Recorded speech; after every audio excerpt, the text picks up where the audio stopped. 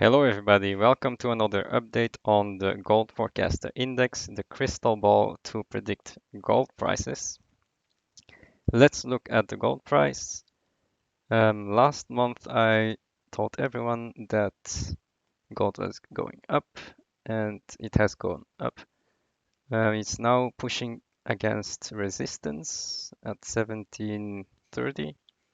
So it could be that we go a bit lower and then we could go higher through this very large resistance, and I will talk about that later. People have been asking that I create a video on the breakout technique, so that's what I'm going to do. Let's look at the gold forecaster index. So we have a new data point. So just to reiterate on this is actually a very powerful tool because it takes parameters, economic parameters, which you can look here, and it is doing a calculation from these parameters and calculating the velocity. And based on that, we get this red chart here. And with this red chart, we can predict the gold price. And as you can see here, the latest data point is up. This is the data point from March. And it is going higher. Let's zoom in here. So it went up, down, and now it's spiking. So that's the same as this, up, down, and then it's spiking. Okay, that means that gold is probably going higher. Let's take a look at the money supply. This is one of the parameters, and this is also the reason why I think gold will go much higher, because we have a very large increase in the money supply, about 2-3 trillions here. So this is not going to stop. And if you look here and you see that the money supply is going higher, that means that we do not see a lot of defaults. We do not see a lot of people paying back their debt, because if they did that, then this would go down instead of up. So money supply is still increasing. Even the what is this? The currency in circulation, this line here below, is also going up. So we have more dollars in the system today. So this will be inflationary. Also the balance sheet, you can see here the red line is the Fed's balance sheet. It is going up, but lately it is flattening out here. So maybe we can have some corrections.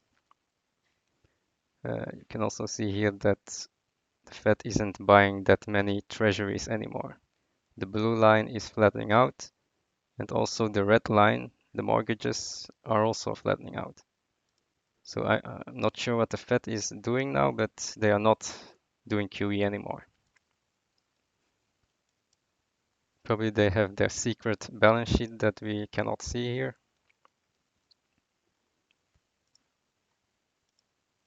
Let's take a look at the credit. That's very important to look at because we need to predict what the stock market is going to do. This is very correlated. You can see here that the BBB corporate bonds have been going higher. So this is the yield. Going lower means that the bonds are going higher. So that's a very stock market positive. And here you can also see that we had a crash somewhere in March, but due to all this money printing and corporate bond buying, this is going back up. So GDP has actually gone back up, and now we are here and looks like it's trending down a bit. So we need to watch out. If it goes lower, then stocks could come under pressure. Let's look at all the corporate bonds here. So everything is okay here, but the CCC bonds are actually moving higher in yield. So that's a little bit of a problem. Okay, we got the trade deficit numbers. The trade deficit went up. As you can see here on the red line here, it went a little bit up in March, not a lot. So the trend is still this way here, which means that the trade deficit is shrinking. But we will see what this is doing here. Trend is still up, but it could be that deficit will get larger and larger. So the dollar is weakening here in March against February, but the overall trend is still a stronger dollar. Let's take a look at the inflation numbers. You can see here that there's a very large deflationary force here. Producer prices are crashing. Also, the consumer prices are crashing. Let's see how that evolves. Capacity utilization has crashed, so we have no manufacturing anymore from 77 to 72. So that's a huge crash. And this will also mean that inflation will be lower.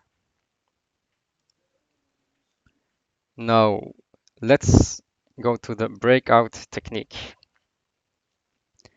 So I'm going to talk about this guy here, Jesse Livermore.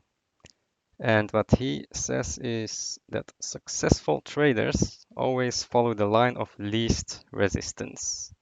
Least resistance, that's the most important. You need to follow the trend, and the trend is your friend. Okay? And he was one of the most successful traders in the world. And you should always buy at the point of least resistance. Okay? That's the most important. And when do you have the least resistance? Well, that's when you break out. Okay? So let's take, for example, this chart here. So you go into this pennant formation. It bounces against this resistance, upper resistance, then bounces against the lower resistance, up, down. And what you have to do is never trade in this range. Okay? You do not know if it will go through resistance or go down. You do not know. We are not in the gambling business here. Okay? We do not gamble, we make money. Okay? So if you do not know if it will go through resistance or bounce, then just stay out of the market. And when it does break out, for example here, then you need to get into the market. Okay? Because when you break out of the line of resistance, this is the resistance line, then suddenly it's like you are pushing a zit on your face and the pus is coming out. Okay, so that's the point where you need to buy because there's only one way that it will go, and that's up if it breaks out. So you need to buy here, and then when it goes up, then you can sell it. So this is the breakout technique. You buy at least resistance, which is when it has gone above your resistance line. So at the breakout point, you buy it. And you can just give an example here. For example, let's look at this gold price here, 10-year gold price. And let's say we are here at 1600. So it was in a bull market. Gold is going up. Everyone is buying. Some people have bought here. It went up, but apparently it went back down. So they buy again here, but it keeps going down, bouncing against this resistance line. And they keep buying, but it isn't going higher. And so a lot of people have bought at 1600 here, and suddenly it crashes below 1600. And then all of these people here are actually out of the money. They are losing. So all of these people want to get out. And that's what happens here when gold goes through this resistance line. And then there's only one way to go, and that is down. All of these people will be selling. All of these commercial banks will be shorting it here. And this is actually the place where you need to short gold. So gold went down. Now the same happened here, but the other direction. So it is bouncing here. It's just like this here. It's bouncing here between the resistance line, upper resistance and lower resistance. And suddenly it breaks out above this upper resistance line. And that's when you buy. You buy here at 1400 and then it goes up. You can sell here, for example, or you can even sell here, but when it breaks through this upper resistance line, then everyone is going to buy. So everyone was bearish here, a lot of short sellers here, and apparently it goes up, then all of those shorts need to cover. And that's what happens here. All those shorts are covering and the gold price shoots up. And then you can profit on that because the trend is your friend and the trend is up. So that's actually the breakout technique. It's very simple. Just buy when there's a breakout and sell when there's a breakdown. Okay, let's try this on the Bitcoin chart. So we have the upper resistance line, lower resistance line, and it's bouncing between these things. You do not buy when Bitcoin is between this upper and lower resistance because you do not know if it will go up or down. You need to wait, okay? You need to wait until Bitcoin breaks out or breaks down. And that's when you move, okay? That's actually very important to know, and I'm going to show a bit of this video here so that you know how important this is. Good evening, everyone. Time for another member update. So I'm going to start out. We're going to look at both silver and Bitcoin, which are in very interesting patterns right now. But I want to start out by emphasizing this quote from Jesse Livermore. Jesse Livermore is, in my opinion, probably the greatest trader who's ever lived in the history of the world. There may have been many traders who were greater than him, but what he did was he actually wrote down what was in his mind when he was doing it, and he wrote down the history of him learning from markets and why they do what they do. So this quote here, there's a lot of quotes in this article. I'll link it so you can read them. But this quote is about the line of least resistance and understanding why markets behave the way they do. We're going to see that when we look at the charts. So let me read you this and explain what this quote means. The speculator is not an investor. His object is not to secure a steady return on his money at a good rate of interest, but to profit by either a rise or fall in the price of whatever he's speculating in.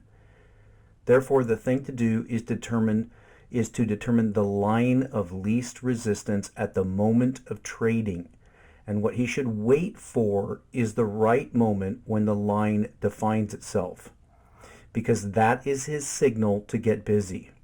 In a narrow market, when prices are not getting anywhere to speak of but move in a narrow range, there is no sense in trying to anticipate what the next big movement is going to be, up or down. Instead of hoping, he must fear, and instead of fearing, he must hope. He must fear that his loss may develop into a much bigger loss and hope that his profit may become a big profit. And I'm going to show you how that applies to the charts we're looking at, but there's a caveat here. Okay, so if you want to know more about that, you can watch this video, but essentially you need to wait for a breakout before you move, okay? Okay, let's go through another topic here. So we got a lot of debt here. The debt has hit 25 trillion on the 1st of May. So that's actually very bad for the US economy. You cannot grow on this amount of piling debt. It will eventually be a burden. And we also got the news that the Treasury is planning to borrow another 3 trillion in the second quarter. So yeah, actually this will be very good for gold, but also for stocks. Yeah, I need to say that as well. Stocks will also do very good when you have all of this borrowing. It's like you're buying a Ferrari with debt, and well, you feel wealthy, but the Ferrari is bought with your with debt. So it looks like you're wealthy, but you're actually not. Let's look at the personal consumption here. You can see a huge crash in personal consumption, and this is correlated with inflation. So probably inflation is going a bit lower here. Um, Very interesting chart here as well on the COMEX. So we have seen here that suddenly the stock at COMEX depositories have risen very high here. It has never been this high, and this is actually bullish gold because yeah, there's just more demand here for gold. That's what this says. And this is also correlated with gold at the GLD. We have also seen that GLD stock levels have been going higher in correlation with what happens at COMEX. So this is actually a bullish signal. I don't know how long this will continue. It can keep going higher or can even start to crash. I don't know. But this should be a sign that there is gold demand. US bond yields will never go higher. Okay. That's because the Federal Reserve is purchasing all the treasuries here. So this line here, the blue line, is the Fed purchases, and net issuance is actually the treasury going to the market and trying to borrow money. But you can see that the blue line will be higher than the red line, so that means that treasury yields will probably not rise that much. And this is also an interesting chart here. So it is expected that the balance sheet will go to 12 trillion, and today we are only at 6.2 trillion. And well, the projection is that by the end of 2021, we will go up another 6 trillion. So if you know that, then you know that you need to be in gold and in stocks because money printing is always good for gold and stocks. Let's talk a bit about the oil crash. So the 20th April, we had oil going to zero, actually negative. And let's talk about that. So we know that storage capacity is going to be reached somewhere in May, and we are now in May. So that's why oil was anticipating this and going to zero. But after May, we will see that this will go back down because demand will be picking up in oil. from May onward. And also production is going to go down. You can already see that the rig counts are going down. So I expect that oil production will also be going down. And that will be bullish for oil. But I need to see the numbers first. I want to see increasing oil demand and decreasing oil supply before I move into oil. But this is how I chart this out. So we have the red line, which is the oil production with a minus sign. So when it rises, it means oil production is going down. The green line is just oil price. And as you can see here, when oil production goes down, then the oil price will go up. And there's a delay here with about 5 months. So whenever this rises, then the oil price will rise. And we have seen the same happening here in 2015 when we had the oil crash.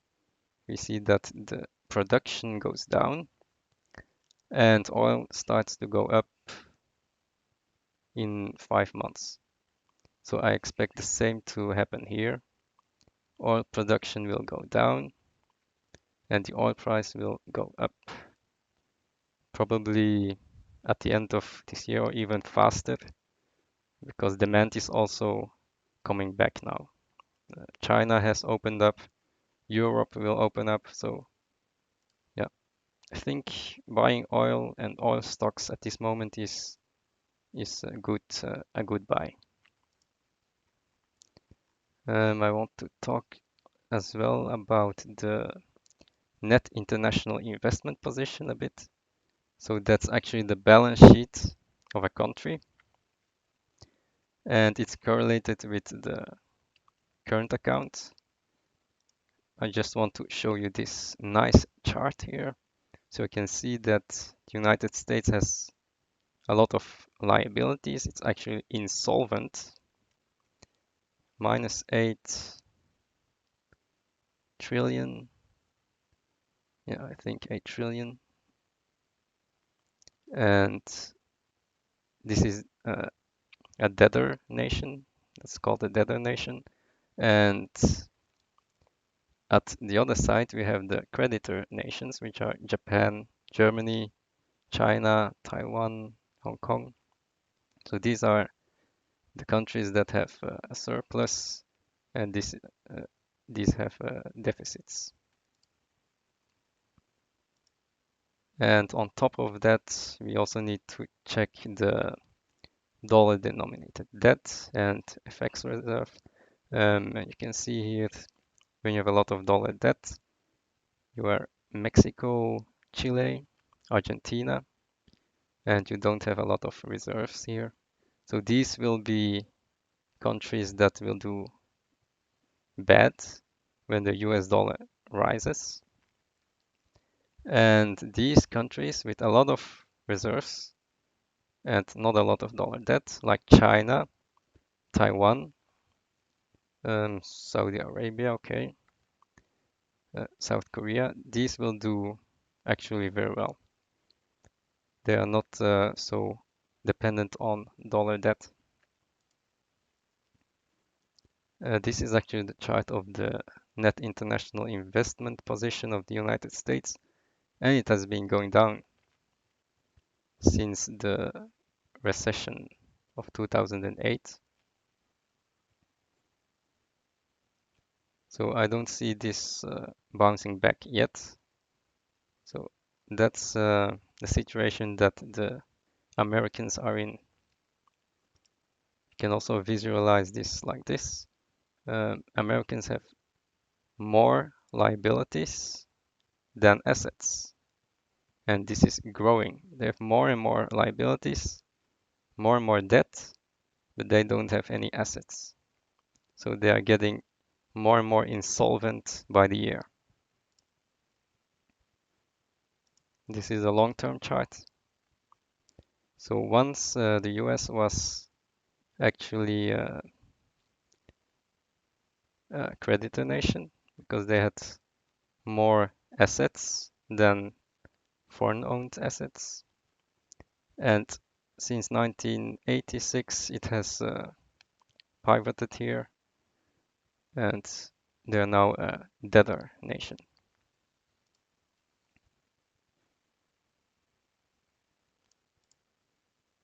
Okay, let's go to the next post.